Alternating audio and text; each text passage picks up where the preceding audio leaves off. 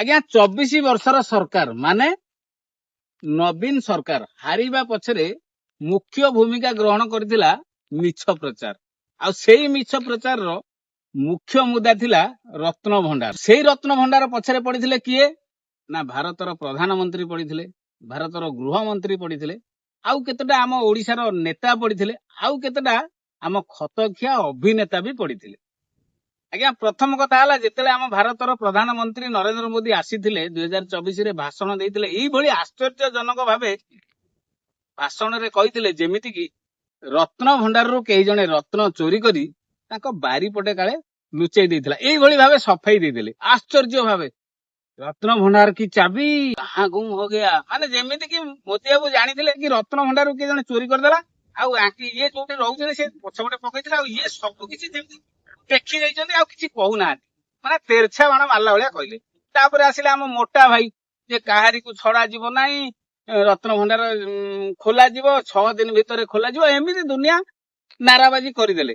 ନବୀନ ବାବୁଙ୍କୁ, ବିଜୁ ଜନତା ଦଳକୁ, ପାଣ୍ଡିଆନ ସାରଙ୍କୁ ବଦନାମ କରିବାରେ ଆଗେଇ ଆସିଲେ। ଆଉ ଓଡିଶାବାସୀ ବୁଝିବା ଆଗରୁ ତାର ପରିଣାମ ବର୍ତ୍ତମାନ ଭୋଗୁଛନ୍ତି। ଆଜ୍ଞା ଇଏ ତ ଗଲା ପିଏମ ଜିଏମ ନେତା ମାନଙ୍କ କଥା।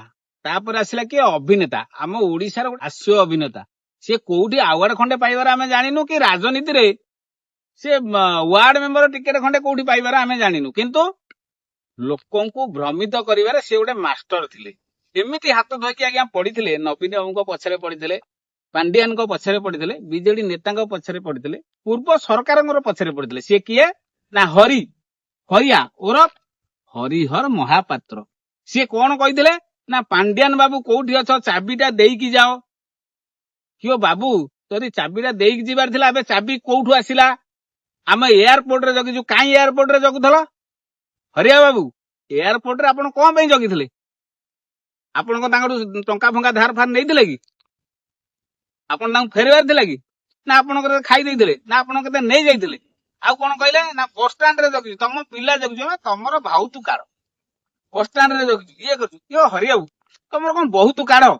ଯଦି ଏତେ କାଢ ସୋସିଆଲ ମିଡିଆରେ ଏତେ ଟ୍ରୋଲ ଖାଉଛ କାହିଁକି?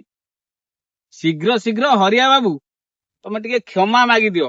ଦେଖୁନ ଆପଣଙ୍କର ସୋସିଆଲ ମିଡିଆ ପେଜରେ କୋଉ ଭଳିଆ ଲୋକ ଆପଣଙ୍କୁ ସମ୍ମାନ ଦଉଛନ୍ତି। ଆଉ ଗୋଟେ କଥା କଣ ହେଇଥିଲା ନା, ତମେ କାହିଁକି ଏଇଭଳିଆ ହଉଛ? କିଓ ବାବୁ ତମେ ଆର୍ଟିଷ୍ଟ ଲୋକ, କମେଡି ଆର୍ଟିଷ୍ଟ, ଏବେ ତ ଫିଲ୍ମ ମିଳୁନି, କୁଆଡେ କିଛି କରୁନ, 2-3 ବର୍ଷ ହେଲା ଆମେ ଆଉ ଦେଖୁନାହୁଁ।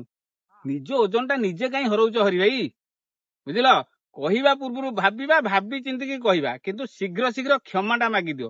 ଆଉ ଗୋଟେ କଥା କହିବି, ସବୁଠୁ ଜାନଦାର ଶାନଦାର ମଜାଦାର, ବୁଝିଲ ହରି ଭାଇ, ଏବେ କଣ ଗୋଟେ ଷ୍ଟୋରି ଦେଇଥିଲ ସୋସିଆଲ ମିଡିଆ ପେଜରେ ଯେ କୁକୁରର କାମ ହେଲା ଭୁକିବା, ବାଘର କାମ ହେଲା କଣ ଧୀରେ ଘର ଭିତରେ ଲୁଚିକି ରହିବା ନା କଣ, ଏମିତି ସବୁ କହିଥିଲ। ଆଚ୍ଛା ଆଗରୁ ଯୋଉ ତମେ ସବୁ ଯୋଉ ପାଣ୍ଡିଆନ ବାବୁ ପଛରେ ପଡିଥିଲ, ପୂର୍ବ ସରକାର ପଛରେ ପଡିଥିଲ, ନବୀନ ବାବୁ ପଛରେ ପଡିଥିଲେ, ବିଜୁ ଜନତା ଦଳର କିଛି ନେତାଙ୍କ ପଛରେ ପଡିଥିଲ, ଯୋଉ ଭାରତୀୟ ଜନତା ପାର୍ଟି ପାଇଁ ଏତେ ସବୁ ଭୁକୁଥଲ, ସେଇଟା କଣ କୁକୁର ଥିଲା ନା ବାଘ ଥିଲା? ସେଇଟା ବି ଟିକେ ଜଣେଇବ। ଆଉ ଗୋଟେ କଥା କଣ କହୁଛ, ଧମକଉଛ ଚମକଉଛ, କିଓ ତମ ଧମକ ତମ ଚମକ କିଏ ଶୁଣୁଛି? କିଓ ନାଇଁ କିଏ ଶୁଣିବ କହିଲ? ତମର ଅଛି ନା, ତମର କ୍ୱାଲିଟି ଅଛି ନା ତମର କ୍ୱାଣ୍ଟିଟି ଅଛି? ନା ତମର କ୍ୱାଲିଟି ଅଛି ନା ତମର କ୍ୱାଣ୍ଟିଟି ଅଛି, ତମର କିଛି ନାହିଁ।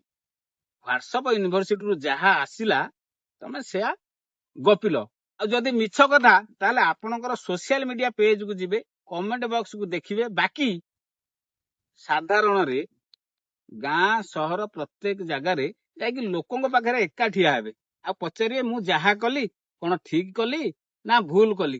ଲୋକ ଆପଣଙ୍କୁ ଏମିତି ଭାବରେ ସରଳାର୍ଥରେ ବୁଝେଇଦେବେ, ମାନେ ସରଳାର୍ଥରେ ମଦର ଇଣ୍ଡିଆ ଲାଙ୍ଗୁଏଜରେ ବୁଝେଇଦେବେ କି ତମେ କେତେ ଠିକ କରିଛ, ତମେ କେତେ ଭୁଲ କରିଛ। ତେଣୁକରି ହରି ଭାଇ ଅନୁରୋଧ କରିବୁ, ଆପଣ ଏଇ ଯୋଉ ଡହରା କଥା ଗୁଡା ସବୁ କହିନାହାନ୍ତି ଇଲେକ୍ସନ ପୂର୍ବରୁ ନବୀନ ବାବୁଙ୍କୁ ହରେଇବାକୁ, ବିଜୁ ଜନତା ଦଳକୁ ହରେଇବାକୁ, ପୂର୍ବ ସରକାରକୁ ହରେଇବା ପାଇଁ, ଶୀଘ୍ର ଯାଅ ତାର ସୁଧାର ଆଣ।